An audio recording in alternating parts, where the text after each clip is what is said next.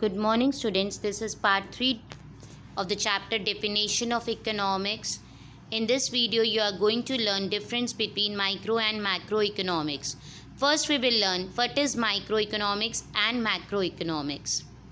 Microeconomics, this branch of economics deals with the performance and behavior of individual economic units and variables like a firm, family, consumer, etc. Micro economics क्या है? वो branch of economics जिस पे हम individual economic units के बारे में study कर रहे हैं, मतलब एक इंडिविजुअल फर्म, एक individual family. Is that clear? Macro economics क्या है बेटा? यहाँ पे हम पूरी इकोनॉमी को एज अ होल मानते हैं. ठीक है, now let us read. Macroeconomics, this branch of economics deals with the economy at large and lay focus on aggregate. Aggregate का मतलब होता है total variables. ठीक है, like poverty, gross income, international income, fiscal policies and so forth. These are the definitions of microeconomics and macroeconomics, and this is one of the difference also. Now, second difference between micro and macroeconomics is its scope. Micro economics deal करता है बेटा individual commodity की demand क्या है, या individual commodity कितनी supply हो रही है, या किसी कमोडिटी का हम प्राइस क्या रखें.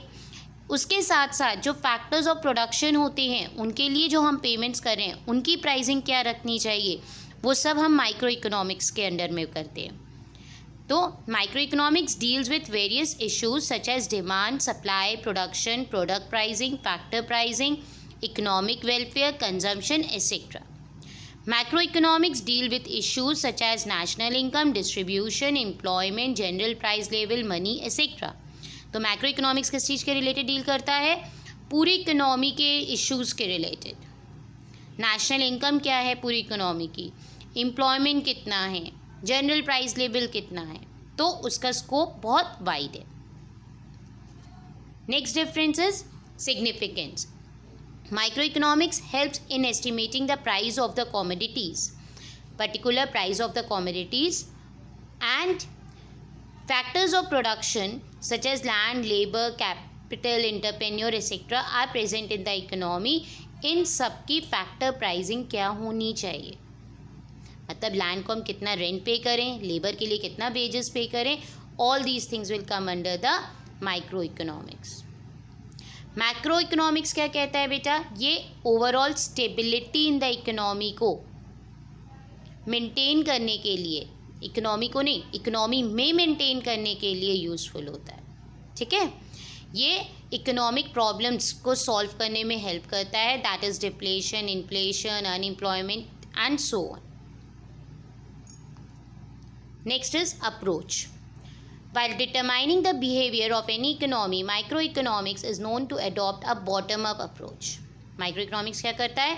Bottom-up approach है, मतलब हम वहाँ नीचे से ऊपर जाते हैं.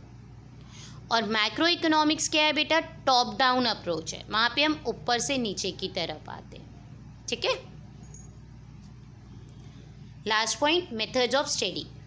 माइक्रोइकोनॉमिक्स में हम partial equilibrium analysis technique use करते हैं.